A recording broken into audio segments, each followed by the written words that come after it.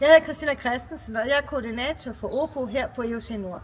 Jeg har 5 dejlige unge mennesker her, der alle sammen har valgt at tage til Tyskland næste skoleår, altså næste fra august 25 til næste år, juli 26. Jamen, det var fordi, at jeg egentlig føler, at jeg har arbejdet nok til, at jeg ikke gad have et sabbatår, hvor jeg ikke lige sådan skulle ud og opleve noget. Og så synes jeg, det var en god mulighed for at komme ud og opleve og arbejde et andet sted. Og så vil jeg bare gerne ud og se verden. Nu har du jo ikke haft tysk her på handelsskolen, men du har haft spansk. Ja. Så hvorfor valgte du så Tyskland og ikke for eksempel Irland? Det var fordi, at jeg fik at vide, at der er flest pladser i Tyskland. Jamen, jeg havde ikke rigtig nogen klar idé om, hvad det var, jeg ville næste år, sådan generelt. Og så tilbød den her mulighed, så så det som en god idé og en god mulighed for at komme ud og prøve at arbejde i en lidt større virksomhed internationalt, som ikke kun er herhjemme for at kunne se, hvordan det fungerer. Og samtidig opleve verden og en anden kultur og en anden arbejdskultur også. Og så tror jeg også bare, at det er godt til at opbygge nogle gode kompetencer, som man kan bruge fremadrettet. Ja.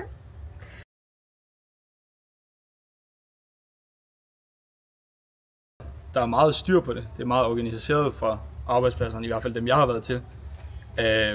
Specielt det der med, hvis der er flere forskellige, som søger jobbet til interview, så har de meget styr på det der med at lave forskellige rum, og hvem bliver interviewet hvornår, og så der er meget styr på det.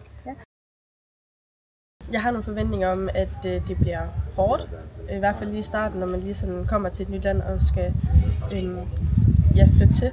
Det bliver en mere sådan selvstændig dag, at jeg ikke er afhængig af mine forældre, at jeg ligesom skal stå på egne ben.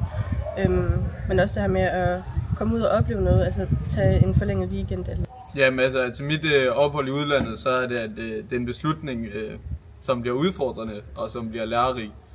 Jeg tænker helt sikkert, at det bliver spændende, at man ikke lige pludselig har forældre at læne sig op af længere.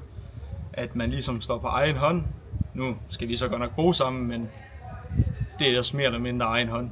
Bare det der med at komme ud af ens comfort zone. Altså, det er jo noget, vi ikke har prøvet før overhovedet. Altså noget lignende. Så ja, udfordrende, men spændende på samme tid. Emma, hvad er dine forventninger? Jamen det er også, at det bliver et udfordrende år, men at det bliver mega godt, og at hver dag ikke bliver ens. Jeg håber, vi får en masse fritid, som vi kan bruge i München og komme ud og opleve naturen, men også kulturen. Jeg valgte det egentlig, fordi at jeg gerne ville ud og opleve verden.